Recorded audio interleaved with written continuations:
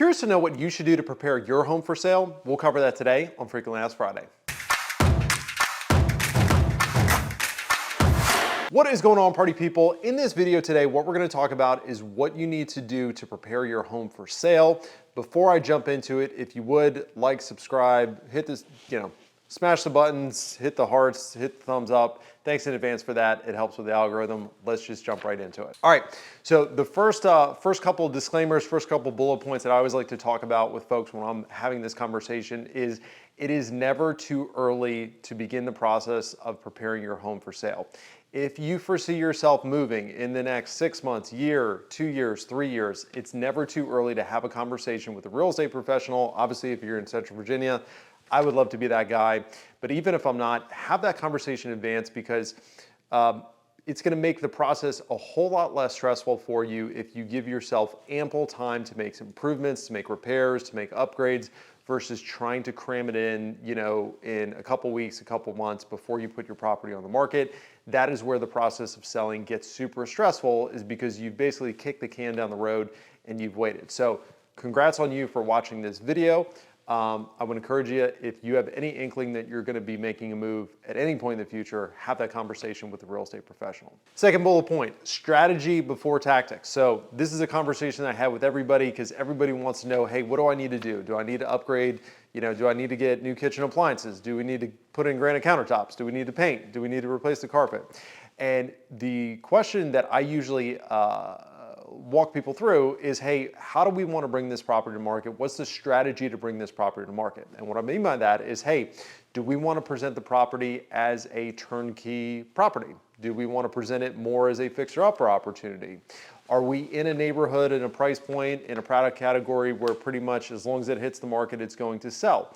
Are we more in a category where we're competing with new construction and we need to have an upgraded property that, has all the bells and whistles and is shiny and all that for it to even stand a chance to sell at a reasonable price?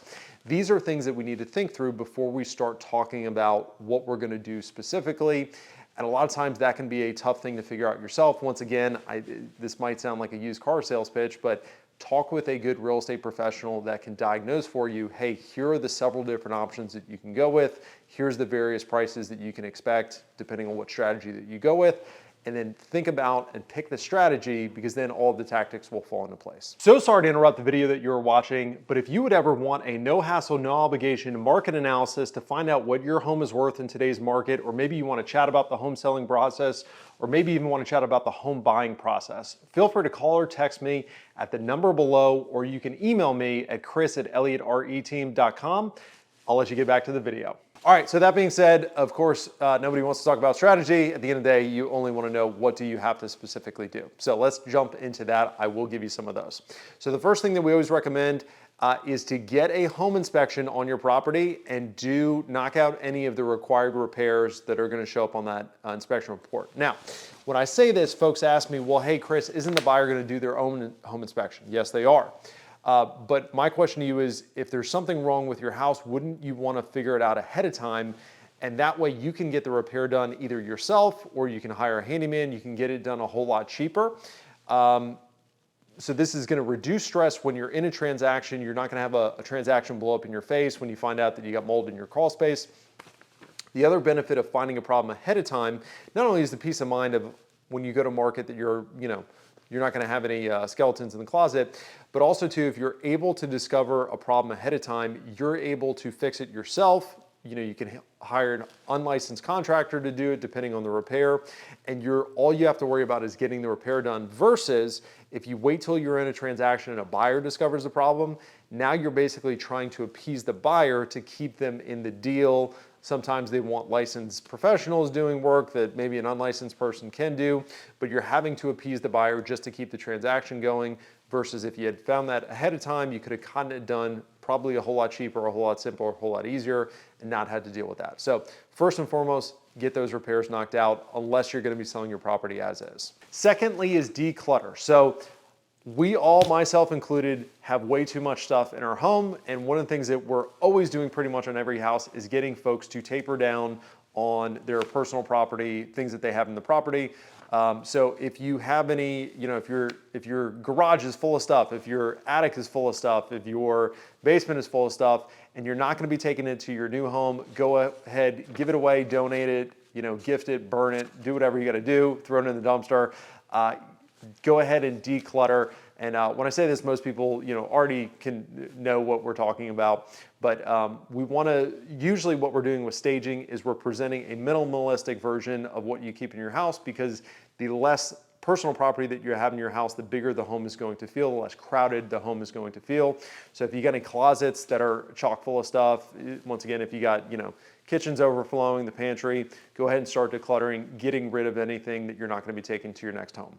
Second is depersonalize. So what do we mean by depersonalize? Anything that is super specific to you, i.e. family photos, if you've got very particular decor, if you've got very particular paint colors, we want to present a blank canvas to a prospective buyer where they can imagine your property as their own. So if I walk into your home and you've got the full wall, like it's like an Italian restaurant where you've got every photo of every family member, for 3 generations back, it's gonna be very hard for that buyer to imagine themselves in your home, because it feels like they're in somebody else's home, right?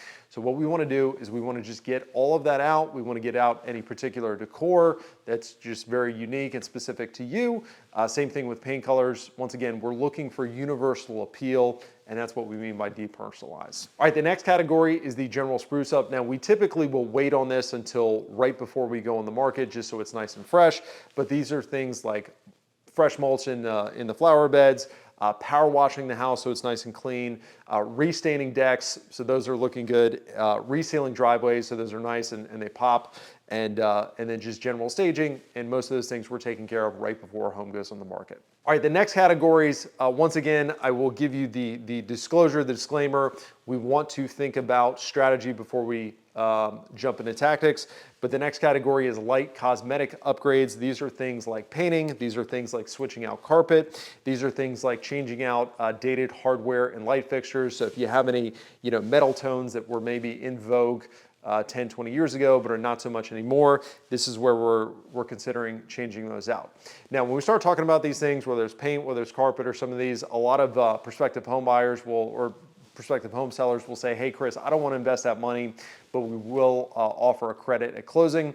I will tell you, just having done it both ways, credits usually don't work as well as you might think, or they certainly don't work as well as going ahead and just putting in the new carpet or putting in the new paint.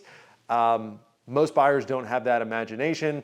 They buy what they see. So I promise you, if you can afford to do it, go ahead and put that money into the property. It's gonna show a whole lot better, it's gonna sell a whole lot better, and you're gonna net a whole lot more from the sale. And then last but not least, we have major cosmetic upgrades, i.e. bathroom and kitchen updates, additions, things of that nature where we are spending big bucks. Once again, this is where we've got to be really strategic when we talk about these major upgrades, because they are costly. So you've really got to look at, hey, if I put this money in, am I going to get that money back out? And more specifically, are you going to get a multiple of that money back out?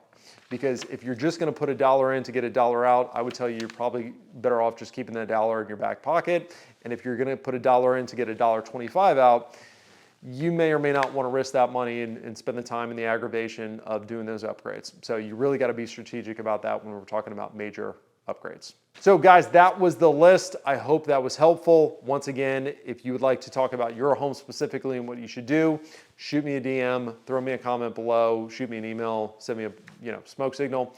Thanks for tuning in. Look forward to seeing you on the next video.